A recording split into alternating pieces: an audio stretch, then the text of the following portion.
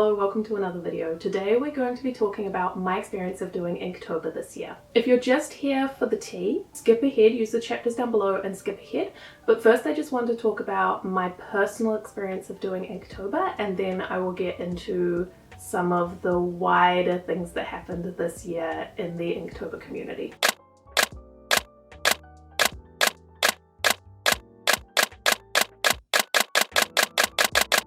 If you watched the video that I did before October started, talking about how I was going to prepare for Inktober this year, you will know that I set myself a few goals going into the challenge.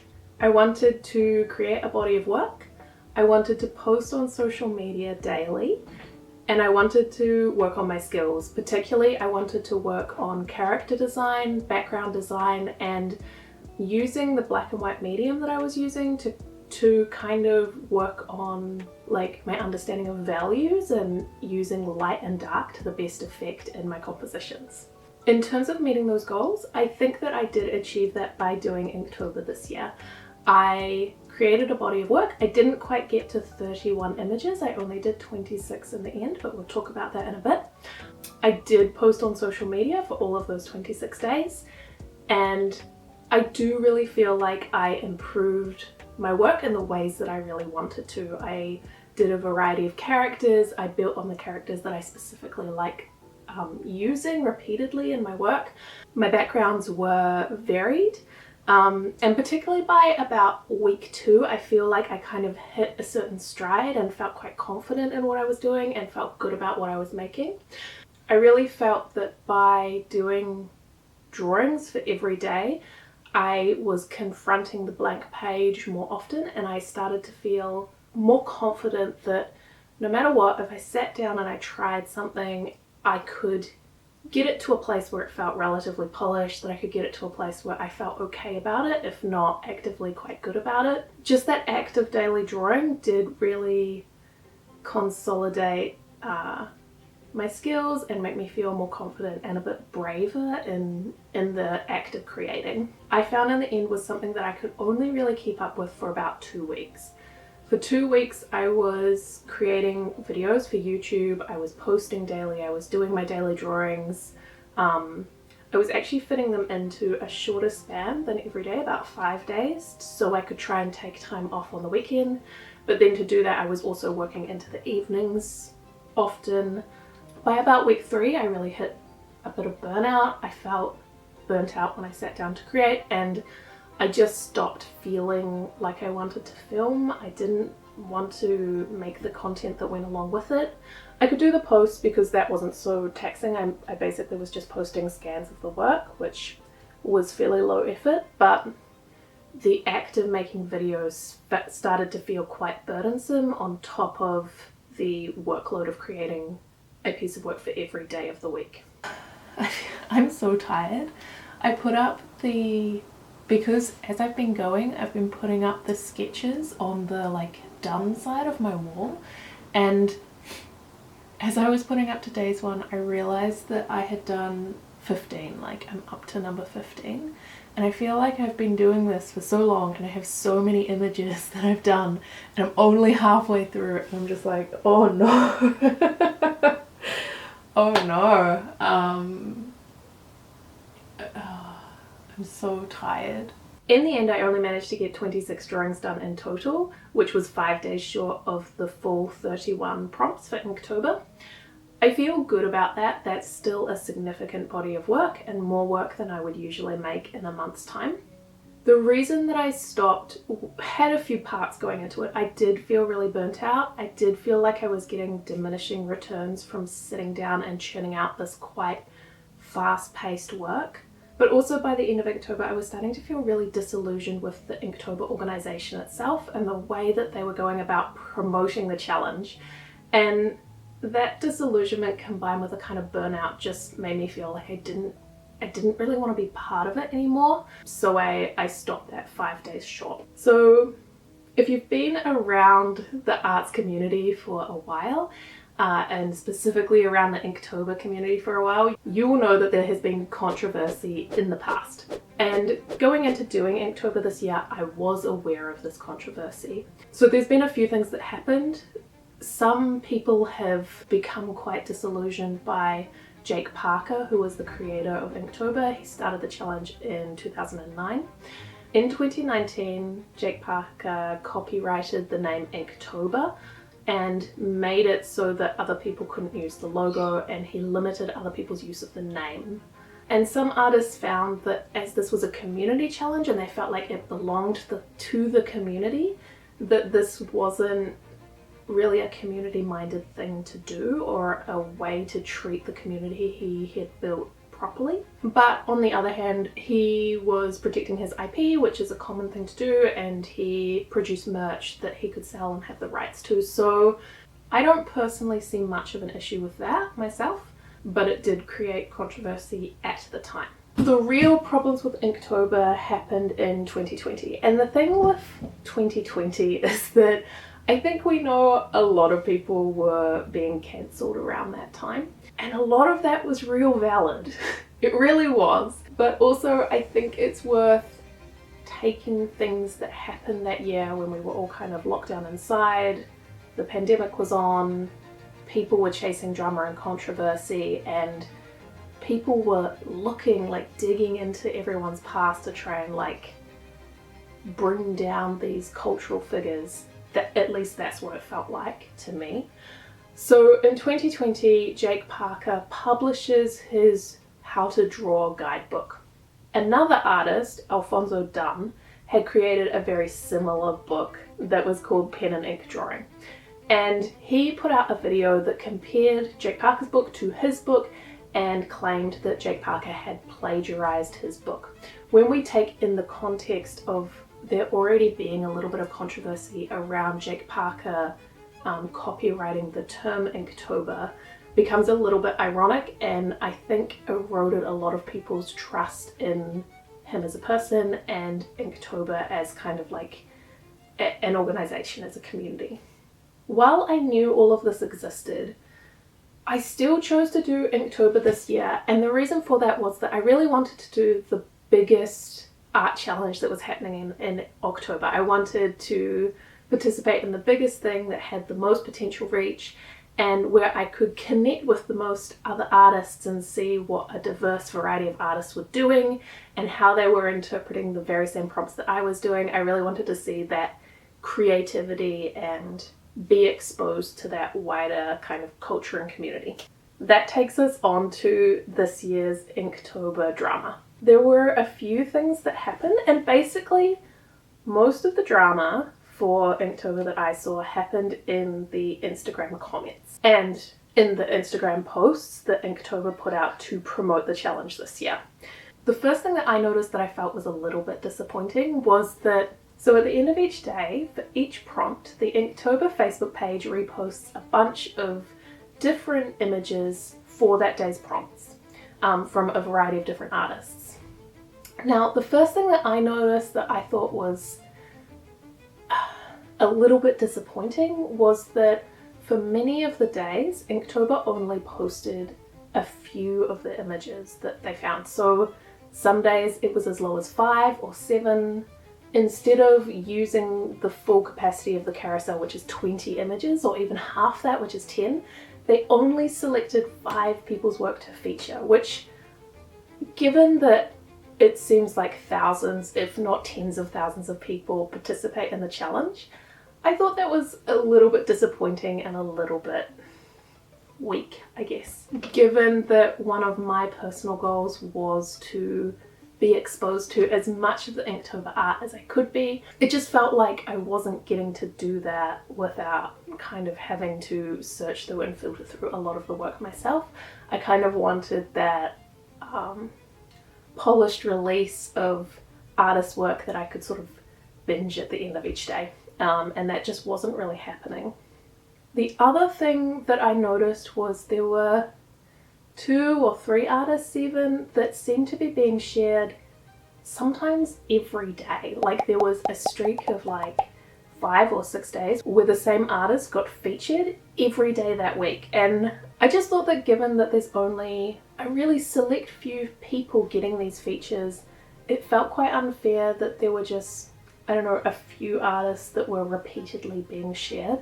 And I'm not sure that there was, I don't know, like, there were lots of comments about it. People were noticing and people were saying stuff, and it seemed like Inktober wasn't reading, wasn't responding, or wasn't really respecting that feedback that they were getting, that people wanted more diversity around what the community was featuring and what was being shown to represent Inktober as a whole. When there's lots of artists to pick from, why these specific ones? And I mean, you could make the argument that maybe they were the highest level artists or they were the best ones and they deserved multiple shares. I think one person got over 10 shares throughout the 31 days, which seems like an awful lot. But I think that's kind of a weak argument. I think there were a lot of really, really skilled artists taking part in Inktober this year, and I think that we could have seen more of them. But here's the real drama that happened. There started being a little bit of noise that Inktober was featuring work that looked like it could be AI. And I think that's just like a common complaint now. It's hard for people to tell the difference between what is and what isn't AI.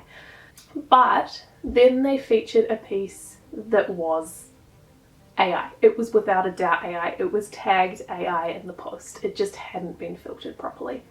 And heaps of people called this out in the comments, and Inktober in response pinned a comment to the top of the comments of that day, stating that they didn't support AI art and that was not what they intended to repost. But then it happened again on a different day.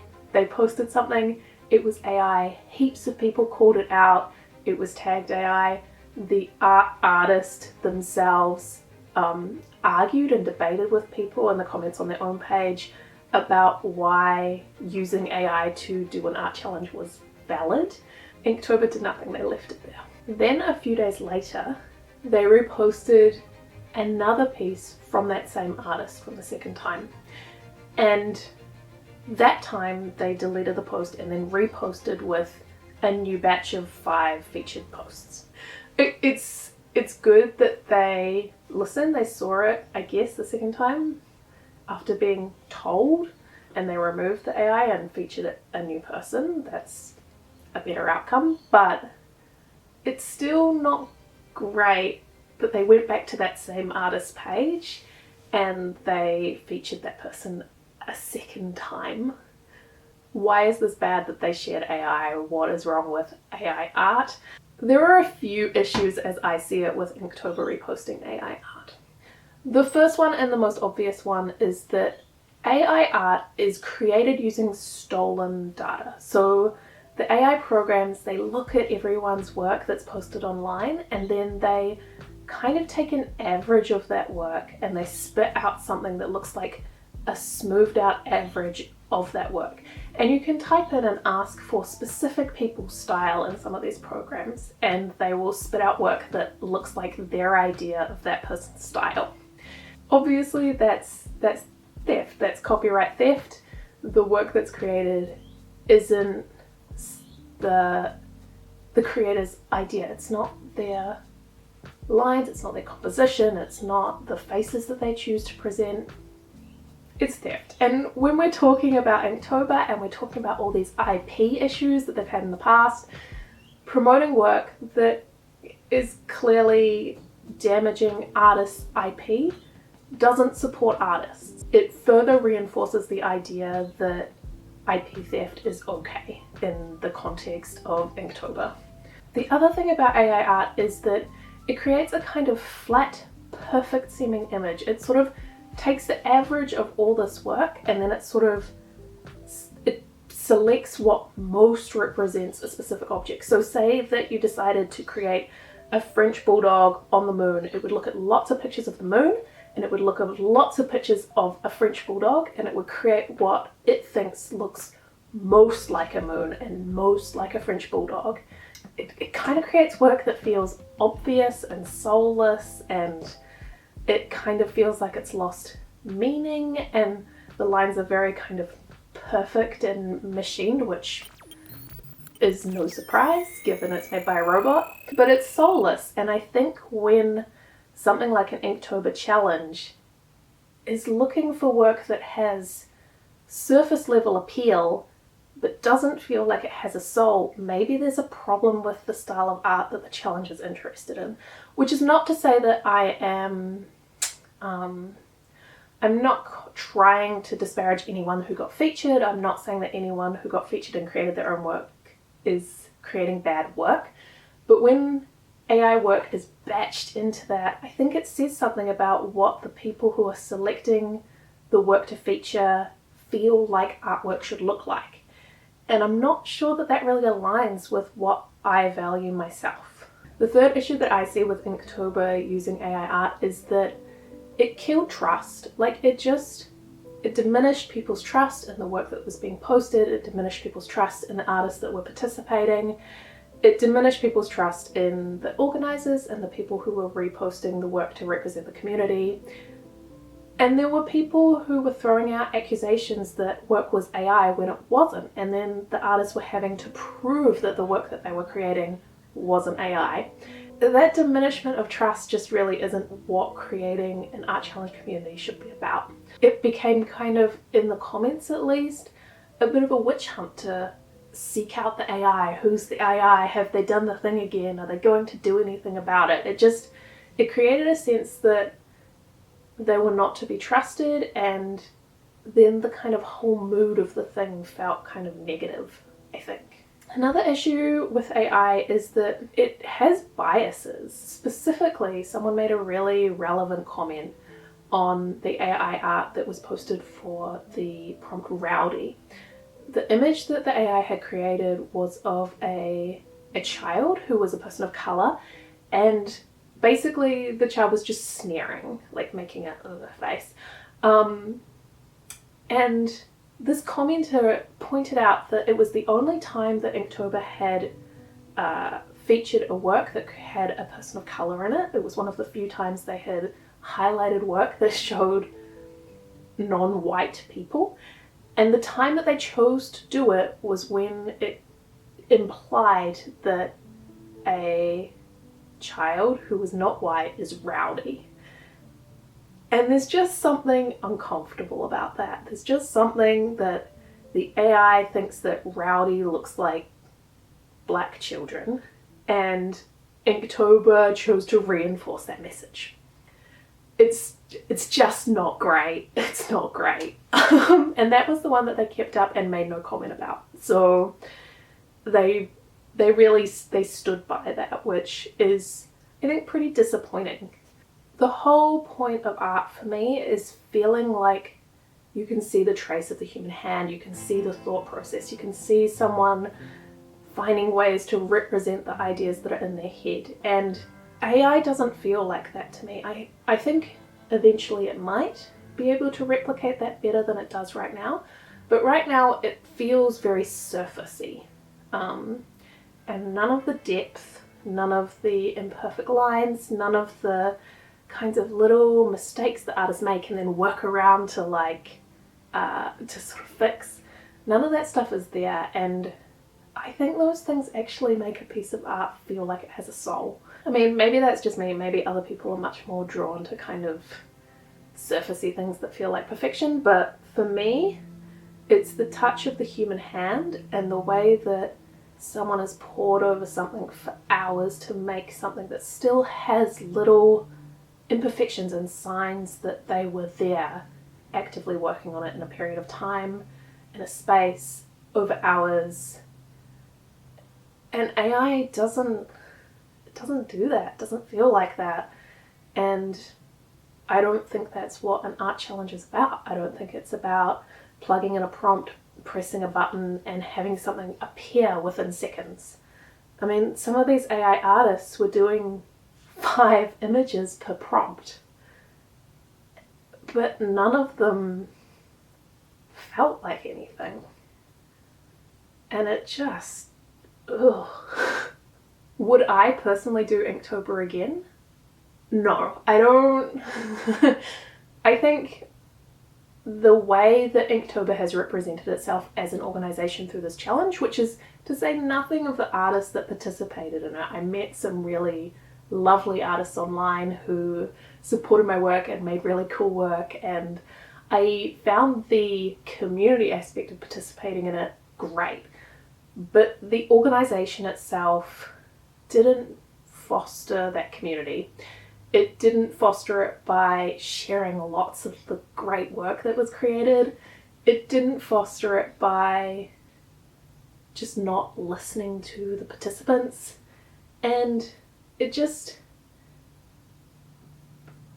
feels hollow and it feels soulless and bad when AI becomes such a prominent kind of aspect of what they're featuring. It feels shit. But would I do another art challenge again? Yes, I would. I would do another art challenge again, but I would do it differently. While I think the way that I did Inktober this year suited the goals that I had for doing an art challenge this year, putting out a large body of work, churning through ideas quite quickly, working on tonal balance, values, and characters and backgrounds and those things, that worked for me this year. I don't think I want to do that again. I did get burnt out. I did think it was too much. I think 31 images in a single month for me is really, really hard work. So I would be interested in doing another art challenge again, and I would probably do 3 to 4 images a week, and I would spend the time to make them the images I really wanted to make, and I would be more intentional about the ideas that I was exploring. The art challenge that I think that I feel the most drawn to that I've seen is Peachtober. Peachtober is a challenge put together by Shan, who is an Australian artist. She goes by a furry little peach online, hence Peachtober. And the Peachtober account, for every prompt, seems to post like 20 posts. Each featured post has its own post rather than just one page of a carousel. You can tell that Shan goes through and she carefully picks each of the ones she features. She's clearly filtering for things like AI, and the work that's featured is not just black and white ink drawing, but she encourages people creating in all kinds of mediums to participate. I saw ceramic and sculpture, and there were lots of drawings and paintings and lots of colour, and I just think that if I were to participate again, I would probably get more out of doing something like that than creating in quite a staid black and white way that doesn't encourage that kind of exploration. Even though I didn't finish all 31 prompts, I feel really proud of the 26 drawings that I did manage to complete, and I don't think that it was a waste of my time. I did spend the time doing new work and learning new things, and I think that was really valuable for me. Next time, I think I'm just going to choose my challenge more wisely and choose the way that I participated in a little bit more thoughtfully and consciously. And I suggest that if you're planning to do a challenge in coming years, that you maybe seek out less mainstream ones as well, because I'm just not sure that Inktober is an organisation that I really would want to support. Thank you so much for watching this video. If you enjoyed the video, please give it a thumbs up. And if you would like to see more art and printmaking content from me, please subscribe to my channel. I attempt to put out new videos each week. I haven't been very good at that lately, but I hope to be really good at that for the next 6 weeks at least. And if you like any of the Inktober work that I've shown in this video that I created, all of it is available to purchase in my shop link down below in the description. Thank you so much for watching, and I will see you in the next video.